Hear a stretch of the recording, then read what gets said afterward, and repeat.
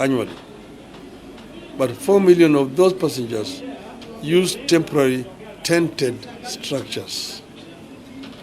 Again, in the last financial year, JKA handled 8.5 million passengers, meaning it has already optimized its passenger capacity. Its runway that is designed for 35 movements per hour is already doing 21 movements and is set to operate fully in full capacity by 2028, 4 years from now. Time is definitely running out for the overhaul, modernization, and expansion of the JKIA. I'm also aware that Kenya has, for possibly a longer period, been in great need of infrastructure to receive and distribute electricity being generated from new local investments in green energy and also from new investments in power stations in neighboring countries. I knew this when I was even Minister for Energy. The country has a $500 billion financing gap for the 20-year transmission master plan that is estimated at $5.3 billion. In the meantime, with inadequate transmission capacity, insufficient evacuation capacity, system reliability, technical losses due to overloading of existing lines, and limited transmission coverage in remote areas. Having agreed that PPP is the way to go in light of the financial challenges we are currently undergoing, I wish to make the following observations. 1. The country needs to protect the framework for PPPs and in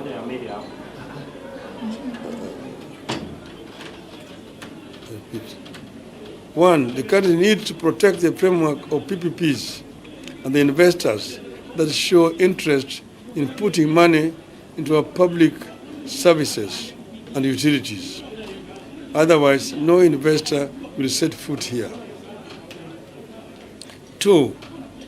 In the interest of protecting the principle and framework of PPPs and potential investors, we have a responsibility to ensure our processes are transparent, cost-effective, and accord equal opportunity to all would-be investors in line with the PPP Act. We all have misgivings about how the current proposed PPPs concerning the JKA and power distribution have been processed, which has resulted in a raging debate over the involvement of the Indian firm in the airport and energy sector projects. Unfortunately, these misgivings have also resulted in a lot of misinformation regarding the investors who have made the PPP's proposals.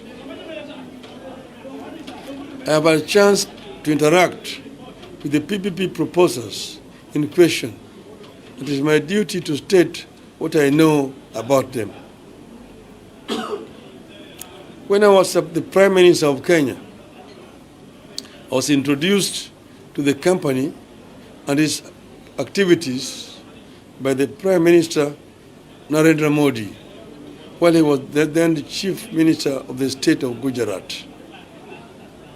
Indeed, Prime Minister Modi organized for a Kenya government mission to visit Gujarat, and I had the opportunity to visit this company's infrastructure projects in that state that included a port, a power plant, a railway line, and an airstrip developed out of what was a swamp donated by the government of India.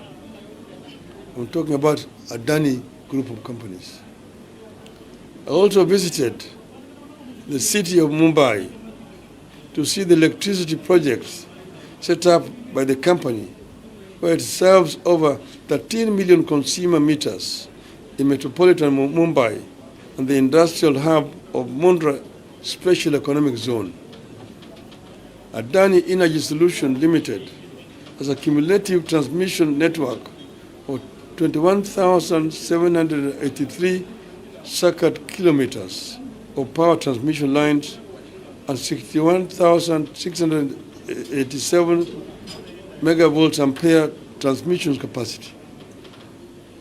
The company owns more than energy infrastructure than Kenya, Uganda, and Tanzania combined. In the same city of Mumbai, I visited the international airport that had been overhauled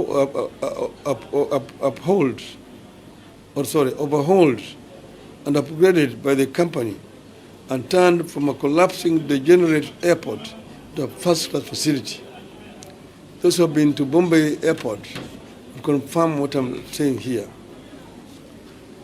After the Kenya government delegation came back, the company expressed interest in investing in Kenya. The first expression of interest was far back as 2010. The government was, however, unable to pursue the matter because Kenya did not have a legal framework for engaging in PPP models of financing of public infrastructure. We looked toward India to understand how it was carrying out its projects. Indeed, the PPP law we have today is a variation of the PPP laws of the Gujarat state that Prime Minister gave us in hard copy. Unfortunately, we adulterated what we borrowed from India and then ended up with a law that is not fulfilling the needs of the country or the expectations of the people. The law is also not facilitative to interested investors, especially knowing that all our neighbors are in competition with us to attract foreign partners in public infrastructure. We must change the way we address our planned PPPs if we are to protect the current positioning of Kenya as the most profitable and reliable destination for PPP programs, and at the same time ensure that the interests of the people of Kenya are protected. To secure and safeguard our national interests in PPP models of development, we must A, choose the appropriate PPP model that works best for the people of Kenya. PPP models do not have to fall into templates, and we should design our models to cater for the specific realities about our projects, our contributions, and our expectations. B, ensure our models provide for the distribution of the PPP burden fairly between the people of Kenya and the investors. Kenyans cannot be made to bear all risks in the PPP projects. Kenyans can guarantee break-even returns, but never commercial profit. C, we must establish irreducible minimum terms in our PPEs, including the recognition of the jurisdiction of Kenyan courts, recognition of the application of the laws of Kenya, recognition of the terms and conditions of labor in Kenya, recognition of environmental protection. D, we must ensure that there is a viable publicly financed alternatives for the general public for every PPP project that requires any form of premium payment for use. We must ensure that the discharge by investors of their responsibilities under PPP is secured by performance bonds guaranteed by credible banking institutions. But as we do the above, we must remember that PPP proposers are businessmen and participate in these projects to make profits. And we must also remember that we are not the only investment destination in the world, and that if we have punitive terms, investors will simply go to the next country. Given the current financial status of the country, PPP is the only way out of cash incentive projects for these projects. If we plant doubts in our capacity to handle the PPPs, we must be prepared for a prolonged period of development drought and risk being overtaken by our neighbors. The ongoing energy and airport projects, therefore, present a critical test that could...